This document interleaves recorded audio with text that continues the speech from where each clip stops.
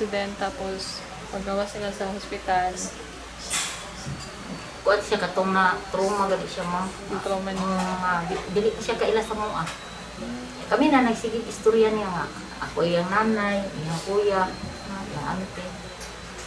Nangita si siyang papa. Pag kami 23, diha siya nakabalo nga yung papapatay. Kasi gini mo kamot sa una, Ben? Hindi na ko masaka. Masaka. Karon? Masaka na ako. Masaka na nimo. Okay. Ang isa ka kamot pod.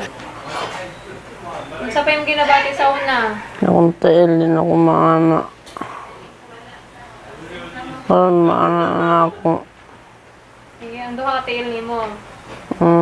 Sige, right and left. Indungan ang dahab. Up. Up. Okay. Up. Very good. Very nice. Yeah, you sit down here. You alone.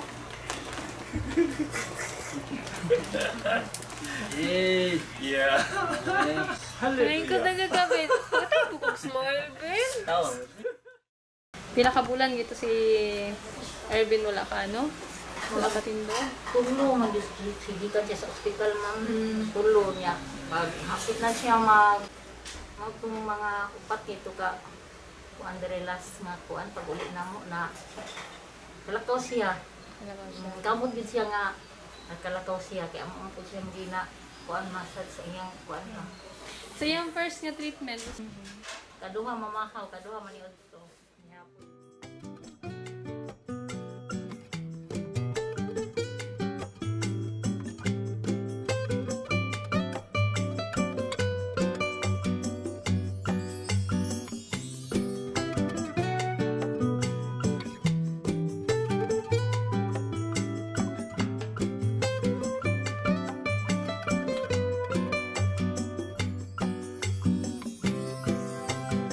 자, 여러분 얘 기억하십니까?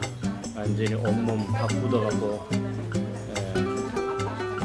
치료받았던 아주 온몸을 못 움직였던 그냥 누워서 입만 살아있던 그 아이입니다.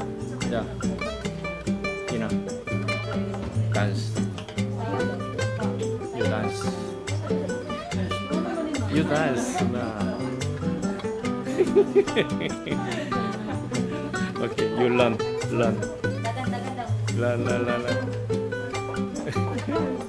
Come back. Okay, I make you jump. Okay, no problem. Okay, yes.